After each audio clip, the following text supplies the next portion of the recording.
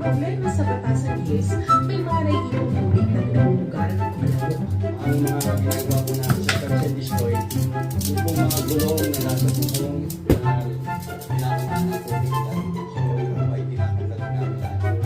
So yung mga drum po, nakikitaan namin ang pinodobong namin yun at ina-advise mo namin sa mga constituent namin.